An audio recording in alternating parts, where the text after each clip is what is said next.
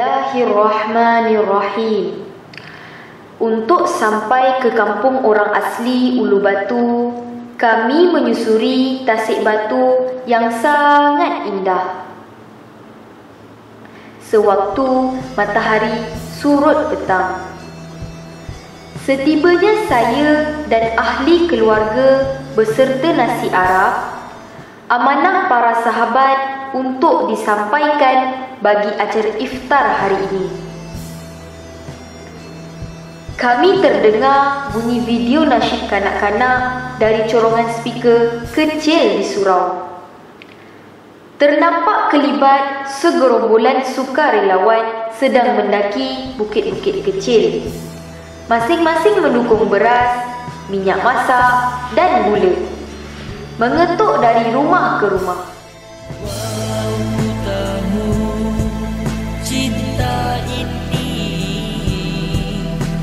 Semurni kasihmu yang suci, makin aku merayu, makin aku rindu. Selain kanak-kanak yang riang berguling di atas tanah, terasa sedikit kurang selesa melihat banyaknya anjing-anjing peliharaan berkeliaran bebas. Boleh ke Umi bela anjing? Kata diorang ni Islam. Nanti kita nak solat macam mana? Soal anak saya khawatir. Seperti dia, ini pengalaman pertama saya hendak beriftar di perkampungan orang asli. Diorang kena bela anjing sebab duduk kat hutan ni banyak binatang buas, macam ular, babi hutan. For protection tak apa, jalan elok-elok, angkat kain, jangan kena najis. InsyaAllah boleh solat, jawab saya. Kami terus ke surau. Ada seorang sukarelawan muda sedang melayan anak-anak asli dengan tayangan video Alif Bata. Saya tersenyum sendiri bila tengok sudah ada anak-anak yang pandai menyanyi bersama. Alhamdulillah. Surau mula meriah bila para sukarelawan tiba kembali dari misi hulur bantuan rumah ke rumah. Tikar dibentang di atas lantai simen bersebelahan surau. Malam diterangi hanya dengan 2 lampu Kalimantan. Mi dan bihun goreng dihidang berserta kurma. Sebaik azan dilaungkan, anak-anak orang asli makan dengan penuh selera. Pada saya, rasanya agak pedas. Tapi, hampir kesemua anak-anak orang asli minta izin untuk menambah. Seronok tengok anak-anak orang asli makan dengan penuh selera. Saya tercari-cari orang dewasa sebab yang saya nampak hanya anak-anak. Ada kelibat beberapa orang ibu muda menggendong anak kecil. Tak lama kemudian, seorang ayah datang bersama besin, meminta mi goreng untuk dimakan di rumah. Solat jemaah maghrib, isyak dan tarawih 8 rakaat diselang-seli dengan acara santai dipimpin sukarelawan. Sebelum masuk waktu isyak, jemaah mengulang kaji pelajaran minggu lepas tentang solat. Solat subuh berapa rakaat? Ramai-ramai menjawab 2. Maghrib 3. Pandai. Aisyah 5. Aduh, masih jauh lagi usaha dakwah ni rupanya. Keluhan hati saya. Ishak, sukarelawan yang mengendalikan slot selingan, tersenyum dan membetulkan kekeliruan. Bukan sekali, berkali-kali terpaksa dibetulkan dan tak pernah sekali pun saya terdengar keluhan atau tanda-tanda body language yang menunjukkan putus asa dari Ishak. Biarpun nampaknya mereka masih keliru tentang rakaat solat, Ishak masih senyum, masih bersemangat. Pada slot kedua, antara isyak dan tarawih, pelajaran baru, belajar berselawat. Allahu Rabbi, sungguh sabar dan istiqomah anak muda ini.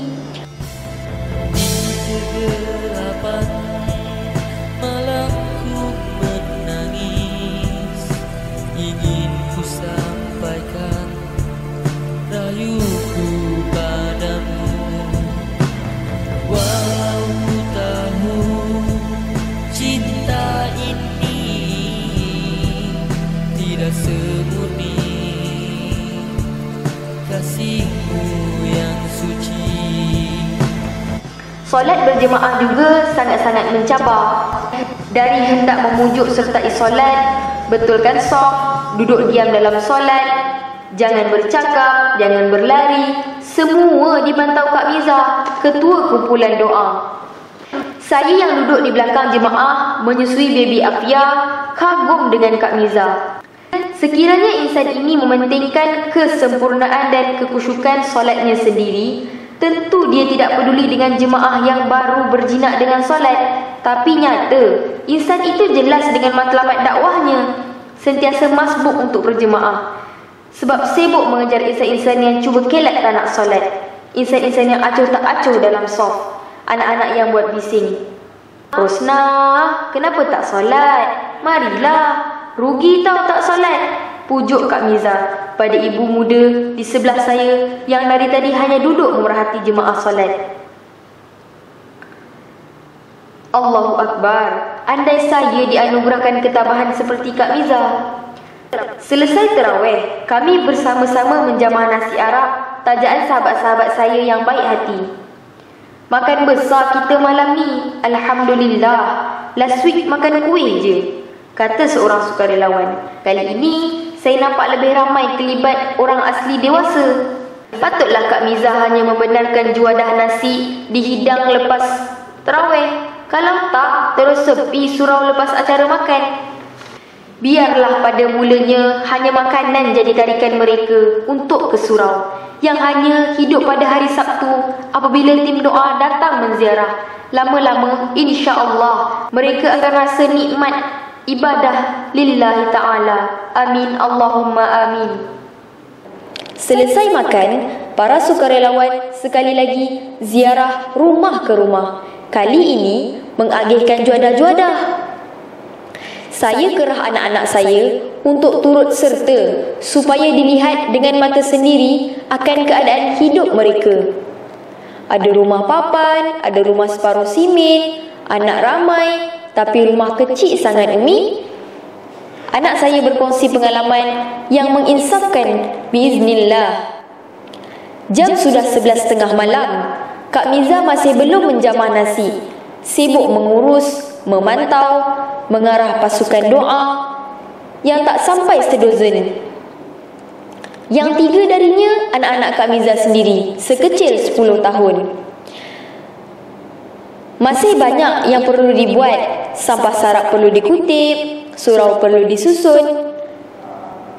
Dengan berat hati, saya terpaksa meminta diri memandangkan Afia baru berusia 2 bulan. Dan kami berada di kawasan hutan yang agak tebal dan menyeramkan. Sepanjang perjalanan pulang, saya merasa sakit pinggang, lenguh bahu, kejang kaki. Sedangkan saya tak buat apa-apa kerja. Dan tiba hanya beberapa minit sebelum berbuka. Tim doa berada di situ sebelum asar, pulang hampir pagi. Tak henti-henti bergerak bekerja setiap Sabtu. Walaupun masyarakat asli di situ masih belum tinggi semangat dan minat untuk mendalami Islam lagi, jelas pasukan doa buat kerja demi Allah, bukan mengharapkan pulangan dan penghargaan makhluk. Kerana itu, mereka tabah dan istiqamah. Masih jauh lagi kerja dakwah ni, keluh saya lagi. Namun, insya-Allah berbaloi. Kalau tak nampak hasil di dunia, pasti di akhirat. Makin aku merayu, makin aku rindu. Ya Allah, izinkan aku mendekatimu dalam redha-Mu. Ya Allah, izinkan aku mendekatimu dalam redha-Mu. Teringat kata-kata Nauman Ali Khan dalam ceramahnya, "If Allah grants me Jannah, I want to greet my ancestor, the first person who took the Shahadah, about 5 generations before me. I want to shake his hand and say thank you. Because of you embracing Islam, I was born in a Muslim." Dilahirkan sebagai Muslim adalah nikmat terbesar kita. Tak terbayang sekiranya saya ditakdirkan lahir sebagai orang asli tanpa agama, tanpa pelajaran, tanpa pendedahan. Pasti agak payah untuk saya percaya bahawa Tuhan itu wujud dan berkuasa atas segala. Pasti saya rasa agama itu susah. Kena solat, kena jaga aurat, kena puasa.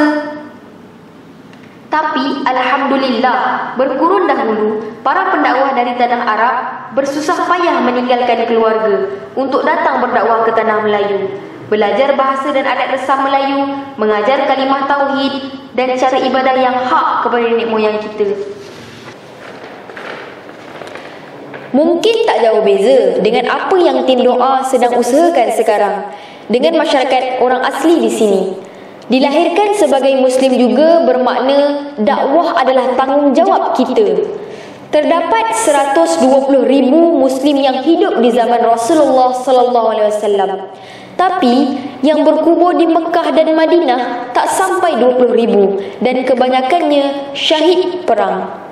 Kemana pergi jasad lebih 100,000 lagi?